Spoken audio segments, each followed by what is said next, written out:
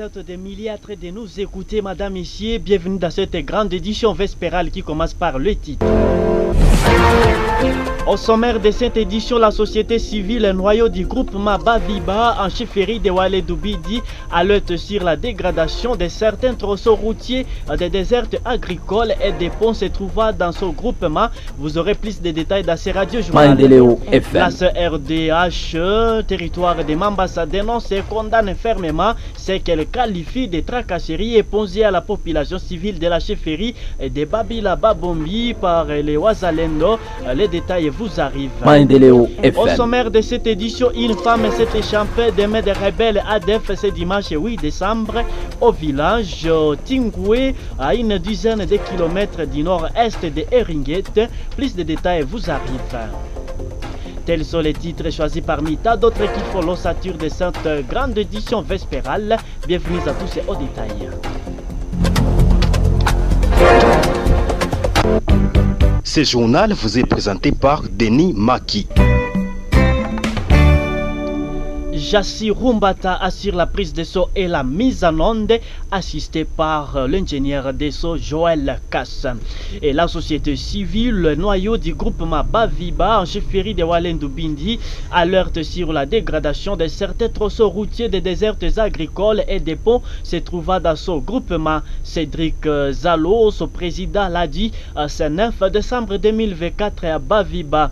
Selon lui, cette situation est à la base d'une once vertigineuse, alors j'arrive à dire des prix de certains produits de première nécessité dans cette partie du territoire d'Irumu. Suivez-les dans cet élément réalisé par votre rédaction centrale. La société civile des groupements Baviba dénonce la dégradation très avancée des tronçons routiers des dessertes agricoles dans les groupements Baviba. Des villages Ngasso Bavi à Olongba, l'eau de 20 km, de Olongba à Songolo, 35 km, de Kisengi au village Songolo à environ 17 km et de Tchekele à Olongba, 11 km reliant les groupements de Bamouko au groupement Baviba. A plus, les pots sont aussi dans un état très délabré. Il s'agit de pots ci-après, pots Avini, pots Aruna, pots Djembene. Comme conséquence, la hausse des prix des produits de première nécessité. Une bouteille d'huile de palme qui se vendait à 2000 francs se négocie entre 4000 et 5000 francs. Une barre de savon passe de 2000 à 3000 francs. Un litre d'essence passe de 4000 à 5000 francs. Pas d'accessibilité d'entrée et sortie des produits agricoles et des marchandises. La longue durée mise par les Angeroula pour atteindre la destination. À bref, tout cela crée la pauvreté au sein de la communauté. Nous interpellons la conscience des gouvernements central ou provincial à vue de s'impliquer urgemment dans la réhabilitation des routes, des dessertes agricoles pour fournir les recettes et aider à titre territorial décentralisé et faciliter l'accessibilité dans les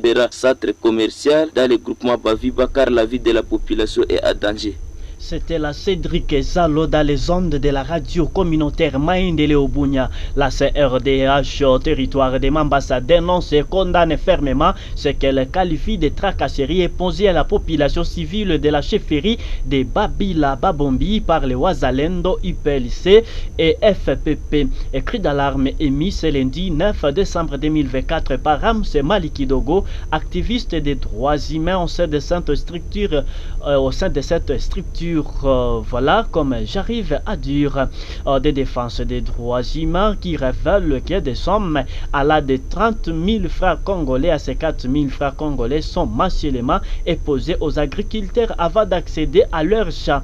Je vous propose de l'écouter au micro de la RSMBounia. Nous, CRDH, dénonçons et condamnons les tracasseries imposées à la paisible population de la chefferie de Babila Babombi à territoire de Mambasa par les équipes de Wazalendo, IPLC et FPP qui imposent une somme allant de 30 à 50 000 francs par mois aux cultivateurs avant d'accéder à leurs champs qu'ils appellent contribution. À dépit de ça, les arrestations arbitraires et la résolution des conflits conjugaux et amendes exorbitantes avant leur libération. Et si la CRDH exige à l'autorité de l'État de pouvoir asseoir le climat de paix entre les civils et l'appareil sécuritaire, car nous sommes dans une république démocratique et non dans une république anarchique.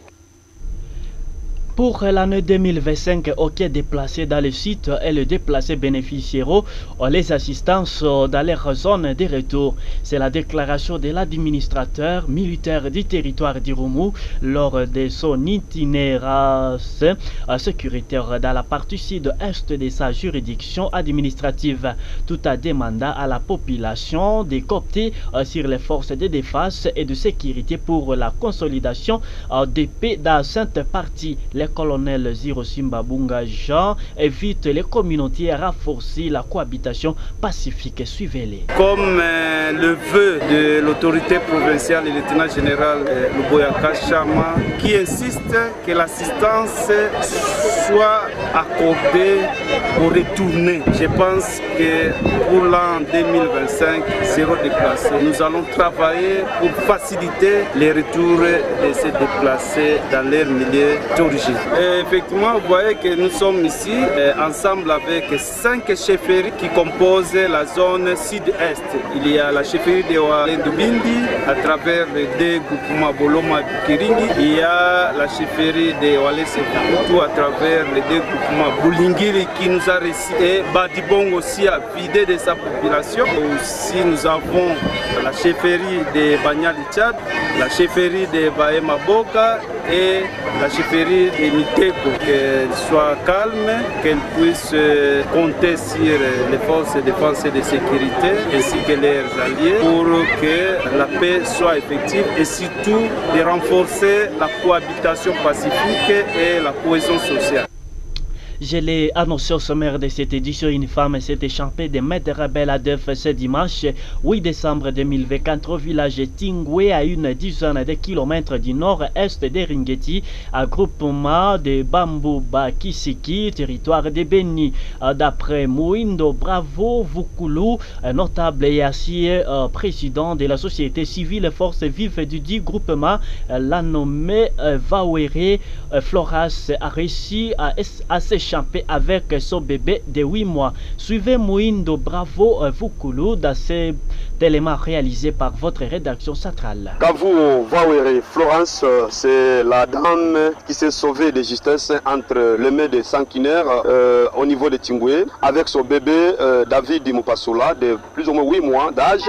Rappelons que ces 2 Congolais ont été pris en otage par les égorgeurs au niveau de Moulois, dans les carrés miniers de Moulois, avec 6 autres Congolais. Selon cette dame, après Moulois, ils ont pris la direction de derrière Kokola vers 20, PK20, route Kamango, et ils sont rentrés avec elle jusqu'à Tingwe au nord-est de Ringeti. C'est à elle d'ajouter que c'est ces gens qui ont pris en otage les 11 civils de Nyamulagira vers Maïsafi. Et ici, elle nous signale que parmi ces 11, les égorgeurs ont tué un Congolais. Son corps est encore là à Brousse vers Maïsafi. Les cacao et les motos et sentiers plus les cacao pillés sont les bagages que ces sanguinaires sont en train de faire porter leurs otages partout où ils pensent. Ceci nous pousse encore une fois à lancer un appel vibrant aux autorités congolaises, plus précisément au commandement des opérations Sokola 1 Grand Nord, mais aussi au commandant de l'Ituri, de voir comment ils peuvent nous aider à intensifier les opérations dans le triangle Eringeti Kaina Machabi, Boga et Eringeti Otomabere, Komanda Makayanga, contournant par Zunguluka. Donc cette brousse-là doit être bien fouillée afin de découvrir ce qui se passe là-dedans. Voilà, vous avez compris, petit à petit, nous quittons la province de l'Ituri pour se rendre dans la province du Nord Kivu. Parlons toujours de la sécurité où les activités ont tourné au ralenti ce lundi 9 décembre 2024. Les portes des boutiques fermées, les institutions secondaires, sauf les établissements primaires qui ont fonctionné suite à leur passation des examens. Cette situation fait suite à une attaque attribuée aux combattants du M23 RDF. Dans les agglomérations de Nyamilima au Nord Kivu et confirme les sources locales. Moses Mumbere nous a parlé depuis la région. L'agglomération de Nyamilima est en deuil ce lundi 9 décembre après la mort du professeur de la psychologie tué dans l'altercation entre M23 et le mouvement des jeunes patriotes où la balle perdue lui a arraché la vie alors qu'il quittait les salons de coiffure pour se rentrer chez lui. César Andisangé, vice-président de la société civile de Nyamilima, nous en parle ici. Nous avons appris la visite des VDP, notamment au quartier Toumaï Maini, quartier Mapendo, quartier Majengo. Depuis ce temps, la population s'est vidée de la partie ouest vers la partie est. Et les gens ont attendu, craignant pour leur sécurité. Ce n'est que vers 16h que nous avons attendu les échanges de tirs. Pendant ce temps, malheureusement, le professeur Palou Koumomotia a été atteint d'une balle à la tête et il en est mort. Tout en confirmant que la balle quittait les villages des anciens de Nyabitale et Oumoulé, orienté vers la cité de Nyamilima, qui a atteint les professeurs dans sa tête. C'était vers l'ouest de Nyamilima, dans les localités abandonnées, notamment à Nyabitale, Oumoulé, vers cette zone-là. C'est de là que sont venues des balles qu'on tirait pêle-mêle, qui sont arrivées vers l'agglomération de Nyamilima. Comme chacun est en train de vouloir se sauver, c'est dans cette situation qu'il a été atteint par une balle perdue. Toutes les activités n'ont pas fonctionné comme d'habitude, sauf les écoliers qui sont partis et revenir après les examens. Les activités tournent au ralenti, toutes les boutiques fermées, parce que la situation est vraiment confuse. Ici de vous signifier que le professeur Palou Koumomotia, psychologue à l'Institut Moulumba, est de la première génération de cette institution catholique de longues années. Paix à son âme. Terminons cette édition avec cette page sanitaire. Une séance de briefing sur la maladie Mpox a eu lieu ce lundi 9 décembre 2024 à Ville de Béni, au bureau central de la zone de santé de Béni, avec 5 cas confirmés dans la zone. Les participants dans ce briefing, dont les journalistes et les leaders locaux religieux, les chefs de base ont été outillés sur la généralité et la surveillance à base communautaire. Aleki Kero était présent, voici son reportage. Généralité sur la Mpox et surveillance de celle-ci. Voilà sécurité tout menu de ces briefings. Objectif, mettre au courant et former pour la vulgarisation et alerte solidaire pour une lutte contre cette maladie dont la ville de Béni a connu déjà 5 cas confirmés, traités et guéris et dont le suivi est fini, indique le docteur Nata Kizito, épidémiologiste et orateur du jour. Finalement, depuis le 16 novembre, nous avons des cas positifs, des cas qui sont confirmés ici dans notre zone de santé de Béni. C'est comme ça que nous avons initié une série de formations pour que nous puissions voir comment renforcer la surveillance à base. Bon, nous attendons de vous d'abord la transmission de l'information. Mais nous voulons que toutes les couches de la population puissent être informées de l'existence de la maladie. Et puis aussi, dès qu'il y a un cas suspect dans la communauté, vous voyez comment lancer l'alerte des personnels de santé. Cependant, les participants ont vivement salué cette approche de la zone de santé de Béni sous l'appui technique de la division provinciale de la communication et médias du Nord Kivu, financement de l'UNICEF, et ont promis canaliser cette formation dans la communauté en vue de lutter contre cette épidémie. Dans l'éducation, nous on va sensibiliser la population pour faire voir que vraiment la maladie existe par rapport au débriefing. Et nul n'ignore que la maladie a été découverte dans la prison de Kankwai, c'est-à-dire nous sommes sensibles aux alertes. Mais aujourd'hui, nous venons d'écouter qu'il y a au moins 5 cas qui sont venus dans la prison de Béni Kankwai. C'est-à-dire, nous nous portons garde de sensibiliser, de porter ces messages que nous venons d'écouter ici. Le vaccin pour lutter contre cette maladie est déjà disponible en ville de Béni, mais à petite quantité. Elle est cependant administrée d'abord aux personnes de la première ligne, dont les mesures barrières doivent être mises en application. Le lavage de mains, s'abstenir de manger ou de toucher les animaux morts et des personnes mortes par la Mpox. Béni, Alain Kisokero. Voilà, comme annoncé, nous sommes pratiquement venus à la fin de cette grande édition vespérale. Celle qui nous a suivi à cours des diffusions, pas de panique. Je vous rappelle les moments forts de ces radios journalistes. La société civile noyau du groupement Baviba en chefferie de Walendu Bindi et alerte sur la dégradation de certains tronçons routiers des déserts agricoles et des fonds se trouvant dans ce groupement. Vous avez les détails avec Cédric Zalo dans cette édition des nouvelles. La CRODH territoire de Mambasa dénonce et condamne fermement ce qu'elle qualifie des tracasseries imposées à la population civile de la chefferie de Babila Babombi par les Wazalendo.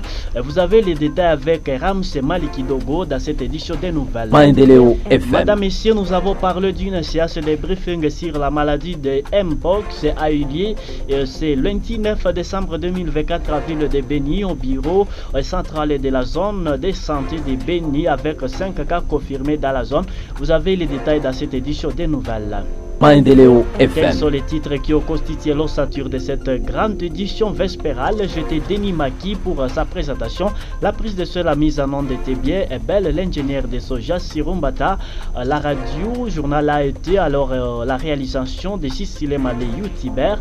Ne manquez pas de suivre cette même édition à partir de 20h30 sur YouTube, Maendeleo Bunia TV, sur TikTok, Maendeleo Bunia Info, sur Facebook, la radio communautaire Maendeleo Bunia. On se retrouve dans nos prochaines éditions. Portez-vous tous bien.